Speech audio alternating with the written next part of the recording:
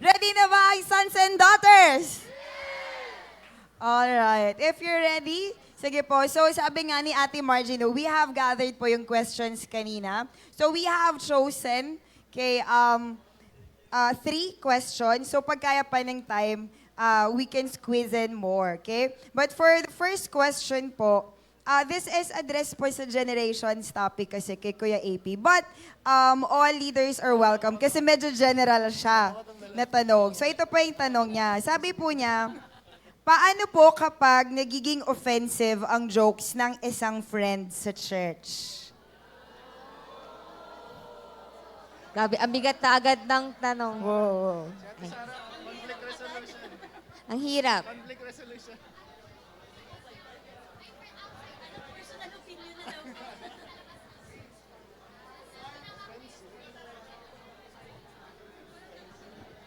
To clarify lang daw po, yung question po, friend niya from someone outside church na minamak yung church niya.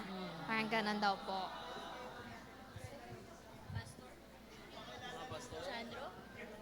Wait, can I?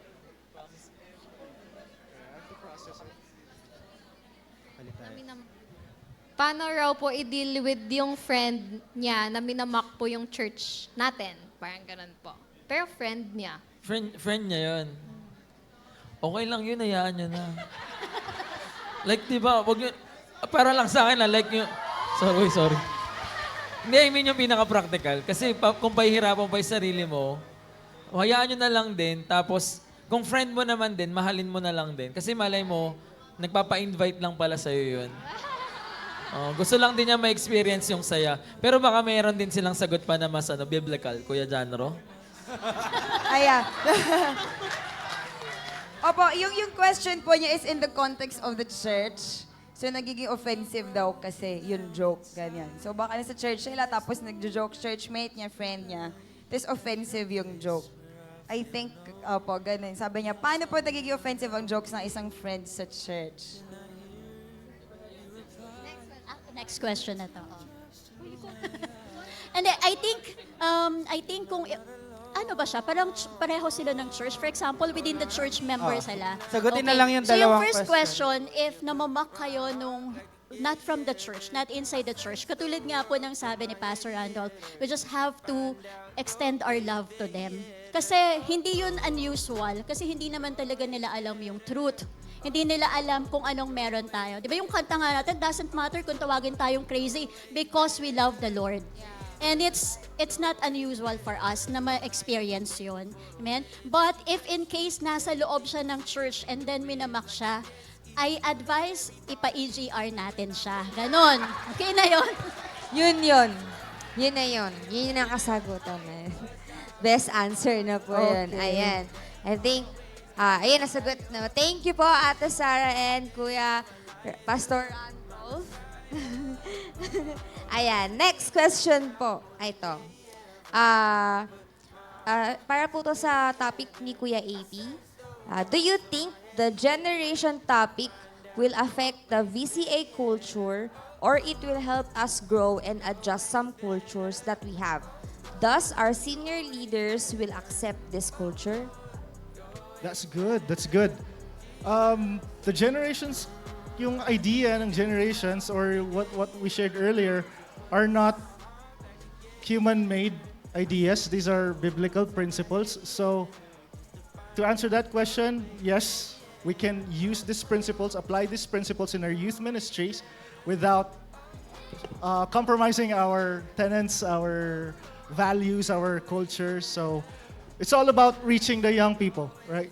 That's the concept of generations. It's all about investing in the younger people's lives. So we could do other methodologies, but the idea of discipleship is there. That's actually the foundations of that teaching. Discipleship. It's all about discipleship. Ayan. Baka Thank meron you po. po Baka meron pa po ibang kayong gustong answer. sumagot. Kuya Janro. Actually, if we live out yung 10 tenets, nag-a-agree siya eh. Ayun, lalo na yun. Tenet number 5, people are the focus of our ministry, not programs. So nabanggit din yun kanina sa topic na generations. Yung tenet number 9, we are committed to increase as opposed to maintenance. So yung mga binanggit kanina na ang youth ay reinforcement, hindi replacement. Tapos we empower the youth, we lead them, hindi, not just to entertain them. Nag-a-agree talaga siya sa culture, sa vision ng VCA. So may mga ilang babaguhin lang tayo siguro sa systems kung paano natin gawin yung mga bagay-bagay. Siguro talagang magiging mas outward focus tayo, mas magiging focus tayo sa discipleship, sa relationship. Ayun, at saka mas titignan natin ngayon yung younger generations. Ayun. Ayan, thank May you po. masasabi. Anyone po? Ayan, okay na. May follow-up question po, kakapasok lang. Medyo no. Ayan, kasi po yung diniscuss natin, no, it's yung the principle of discipleship and it's really biblical. So kung dobalik tayo dun, yung wala naman talagang, kumbaga parang no one would contest. But in the VCA culture po, yung na-mention po na nagtanong, will our senior leaders accept it? Or parang siguro po, how do we see? Kumbaga parang meron kasing senior leaders, so they have something, they have vision. How do we see yung parang ibibridge natin sa leaders natin ngayon and then to the next generation?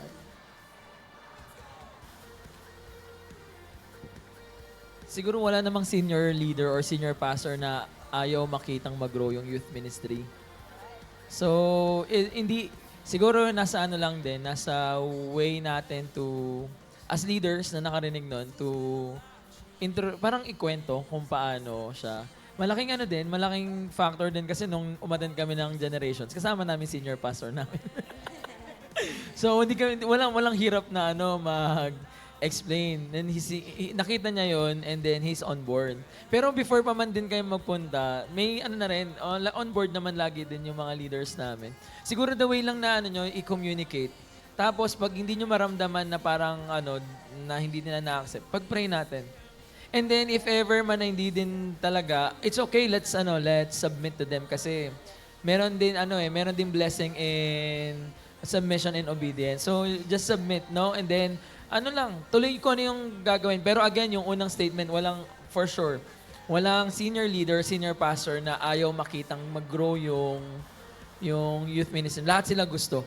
So you just have to explain it well to them na hindi to change our values or culture. Yeah. Just addition, I remember dun sa summit natin last year sa Thailand, Pastor Becky mentioned that covenant relationships protect us. So I believe kung may mga ganong conflict inside the church or from leaders, may mga disagreements or maybe magkakaiba sila ng preferences on how they want to run things, I think we have to go back to that, the core of covenant relationships. We have to talk about it. We have to solve that within the context of relationship, being covenant. Hindi tayo magkaaway. We don't belong in different teams. We run in one team and we have one goal. So, yeah, yun lang naman. Alright, baka may gusto pong i-add? Others, ayan. Amen. So I think nasagot naman na po, right? So I agree, we preserve our relationships, right? After all, not our personal agenda. So we have one last question po. So let's check kung kaya squeeze from Kuya Norman. Last question is, what should we do if our disciples are the ones who are not available? This is for the discipleship po. What should we do if our disciples are the ones who are not available? Disciples, like yung members natin or yung leaders? Ay, members, di sila available? Then mag-spend kayo ng time sa available. Huwag niyong habulin yung hindi available. I mean, like, mahal natin lahat. Pero kasi mauubos yung oras niyo kakahabol dun sa mga hindi available. Tapos ang problema, magsasuffer yung buong care group or buong life group nyo. So, kunwari, doon sa life group nyo, may isang hindi available, okay lang i-meet nyo na lang separately. No? Pero huwag nyo kaya na maapektuhan yung buong life group. Kung ang discipler naman nyo nawawala, kausapin yung leader nyo. So, mag-life group naman tayo. Sabi mo, kailan ba? Kami naman lilibre sa'yo, i-life group mo lang kami. Huwag kayong mahiya. Kasi again, sabi nga ni Pastor Paul, covenant relationship. Hindi naman nila kayo kinuhang life group para lang meron silang tauhan. But you're building relationship. You can ask them kung kailan sila available, kung kailan sila pwede. Huwag kayong mahiya. Kasi again, yung discipleship is a journey. No? Mula hanggang tumanda tayo. So kaya, yung ganun lang. Huwag nyo masyadong komplikaduhin lahat ng bagay.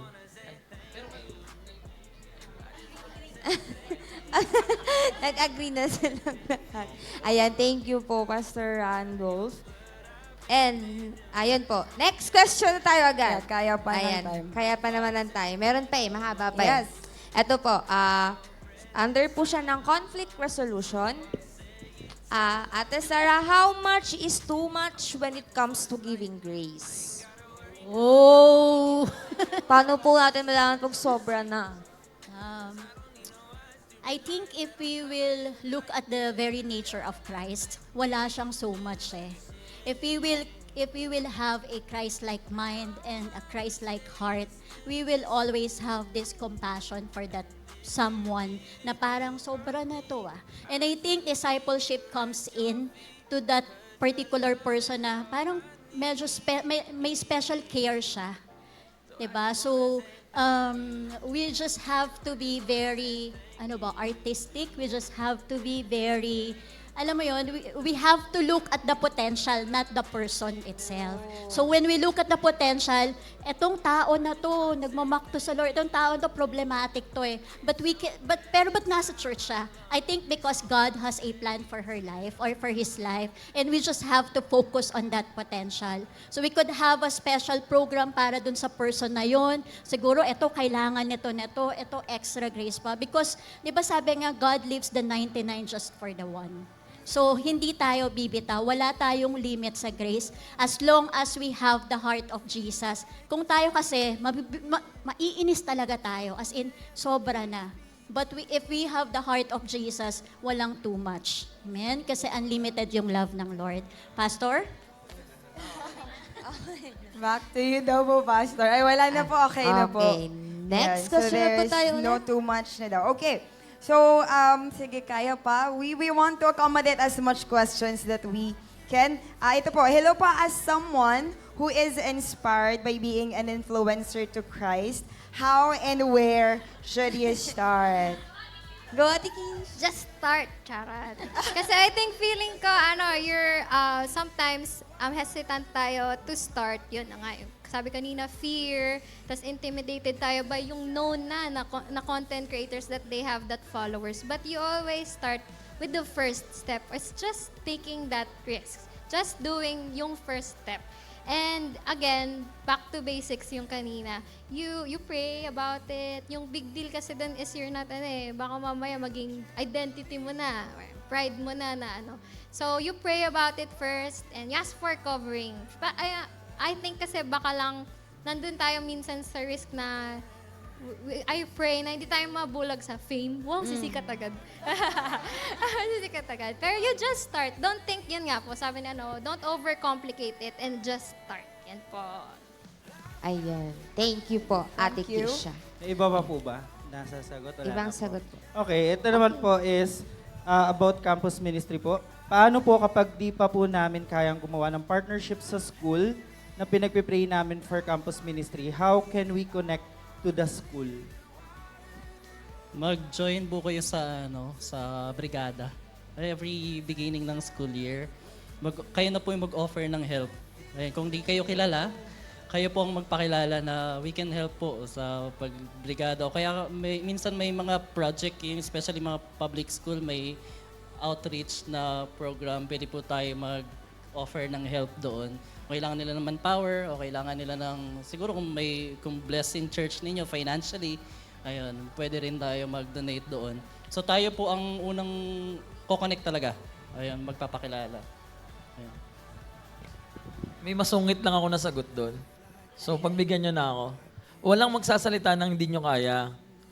Huwag nyo umpisahan na paano po kung hindi pa namin kaya. Isipin nyo lagi kaya nyo. O, isipin nyo, tapos tandaan nyo to, lagi ko itong pinangawakan eh. Yung mga school ay yung mga churches na magaling sa campus ministry. Like kunwari, very well known yung Every Nation. Lahat kilala niyo Every Nation, di ba? Kahit nasa ang university may Every Nation. Yung God nila same lang naman ng God natin. Lagi niyong isipin yon.